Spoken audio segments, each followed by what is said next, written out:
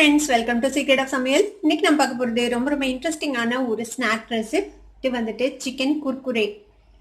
நம்ம எப்படி குர்குரே சாப்பிடுவோமோ அதே மாதிரியே கிட்டத்தட்ட நல்ல கிரன்ச்சியா அதே மாதிரி இருக்கும் சாப்பிட்றதுக்கு. இந்த சிக்கன் வெளியில வந்துட்டு ஒரு கிரன்ச்சி கோட்டிங், உள்ள வந்துட்டு ஜூசி சிக்கன். கண்டிப்பா ட்ரை பண்ண வேண்டிய ஒரு ஸ்நாக் இது. கண்டிப்பா ட்ரை பண்ணி பாருங்க. இந்த சூப்பரான சிக்கன் குர்குரே எப்படி செய்யறது அப்படின்னு பார்க்கறதுக்கு முன்னாடி நீங்க என்னோட சேனலுக்கு இப்பதான் முதல் முறையா வரீங்கன்னா இந்த வீடியோ கீழே இருக்கிற சப்ஸ்கிரைப் பட்டனை மறக்காம பிரஸ் பண்ணுங்க. பக்கத்துல இருக்கிற நோட்டிபிகேஷன் பெல்லையும் மறக்காம கிளிக் பண்ணிடுங்க. அப்பதான் என்னோட ஃபியூச்சர் நோட்டிபிகேஷன்ஸ் உங்களுக்கு உடனே வந்து சேரும். சரி வாங்க இப்போ இந்த கிறிஸ்பியான சிக்கன் குர்குரே எப்படி செய்யலாம்னு பார்க்கலாம். சிக்கன் வந்து போன்லெஸ் சிக்கன் இந்த மாதிரி ஒரு 200 கிராம்ஸ் அளவுக்கு நான் எடுத்திருக்கேன். இதை வந்துட்டு முடிஞ்ச அளவுக்கு இந்த மாதிரி நீள பீசஸா நறுக்க ட்ரை பண்ணுங்க. குர்குரே எப்படி இருக்கும், நீளமா இருக்கும்ல, அந்த மாதிரி நறுக்க ட்ரை பண்ணுங்க.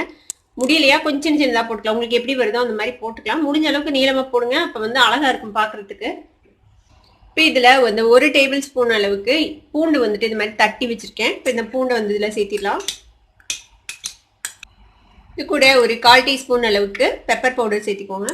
ஒரு 1/4 டீஸ்பூன் அளவுக்கு chilli flakes, red chilli flakes சேர்த்திக்கோங்க. கூடவே ஒரு முட்டையோட மஞ்சக்கரு மட்டும் தனியாக எடுத்து வச்சிருக்கேன். இந்த மஞ்சக்கரு மட்டும் இதில் சேர்த்திக்கலாம். இதோட வெள்ளைக்கருவும் நான் தனியாக எடுத்து வச்சிருக்கேன், அதையும் நம்ம அப்புறமேட்டு யூஸ் பண்ணுவோம். இப்போ இதில் வந்துட்டு 1 டீஸ்பூன் வினிகர் சேர்த்திக்க போகிறோம். இப்போ இந்த சிக்கனுக்கு தேவையான அளவுக்கு உப்பு சேர்த்திக்கோங்க இதில். இப்போ இதை வந்துட்டு நல்லா மிக்ஸ் பண்ணிடலாம்.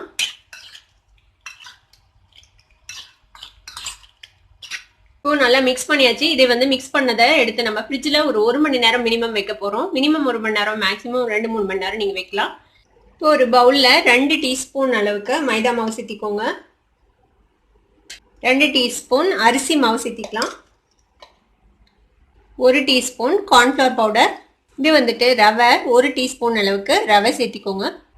இது கூட ஒரு 2 பிஞ்ச் அளவுக்கு பேக்கிங் பவுடர் சேர்த்திக்கலாம். இது கூட ஒரு 2 பிஞ்ச் அளவுக்கு பெப்பர் பவுடர் சேர்த்திக்கோங்க.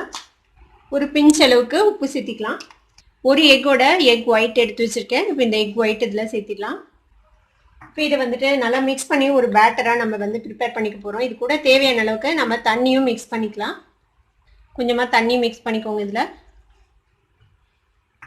கொஞ்சம் கெட்டியான ஒரு பேட்டராக நம்ம இதை ப்ரிப்பேர் பண்ணிக்க போகிறோம்.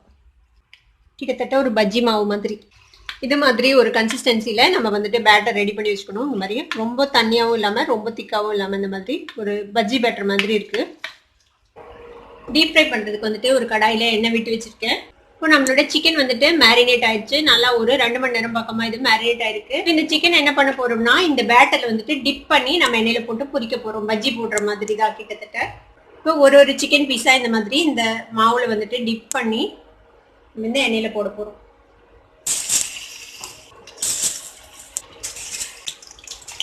நம்ம வந்துட்டு ரவை, கார்ன்ஃப்ளவர் எல்லாம் போட்டிருக்கோம், அதனால அவுட்டர் கோட்டிங் வந்துட்டு நல்ல கிறிஸ்பியா இருக்கும். உள்ள வந்துட்டு நல்ல ஜூசியான ஒரு சிக்கன் இருக்கும். இந்த மாதிரி நல்லா டர்ன் பண்ணி நல்லா கிறிஸ்பி ஆக வரைக்கும் பொரிச்சு எடுத்துட்டு போகிறோம். நல்லா கிறிஸ்பியாக ஃப்ரை ஆயிடுச்சு. இப்போ நம்மளோட சிக்கனை வந்துட்டு நம்ம வெளியில் எடுத்துடலாம். மாதிரி எடுத்து ஒரு டிஷ்யூ பேப்பரில் போட்டுருங்க. பாருங்க எவ்வளோ சூப்பராக நம்மளோட குர்குரே சிக்கன் ரெடி ஆயிடுச்சு. இதே மாதிரி நம்ம எல்லா சிக்கனையும் பொரிச்சு எடுத்துட்டு போகிறோம். நம்மளோட சிக்கன் குர்குரே இப்போ சாப்பிட்றதுக்கு ரெடி ஆயிடுச்சு. இதை வந்துட்டு இந்த மாதிரி ஷெஸ்வான் சட்னி இல்லைன்னா டொமேட்டோ சாஸ் இல்லை மயோனைஸோட நீங்கள் வந்துட்டு பரிமாறலாம். ரொம்ப சூப்பராக இருக்கும் இந்த காம்பினேஷன் சாப்பிட்றதுக்கு. கண்டிப்பாக இதை உங்கள் வீட்லையும் ட்ரை பண்ணி பார்த்துட்டு எப்படி இருந்தது அப்படின்னு எனக்கு கமெண்ட்ஸில் ஃபீட்பேக் கொடுங்க. இந்த வீடியோ உங்களுக்கு பிடிச்சிருந்ததுன்னா சப்ஸ்கிரைப் பண்ணுங்க, பக்கத்து இருக்கிற பெல் ஐக்கானையும் கிளிக் பண்ணுங்க. அப்போ தான் என்னோட நோட்டிஃபிகேஷன்ஸ் உடனே உங்களுக்கு வந்து சேரும். லைக் பண்ணுங்க, ஷேர் பண்ணுங்க. தேங்க்யூ ஃபார் வாட்சிங் this video viewers. Bye bye.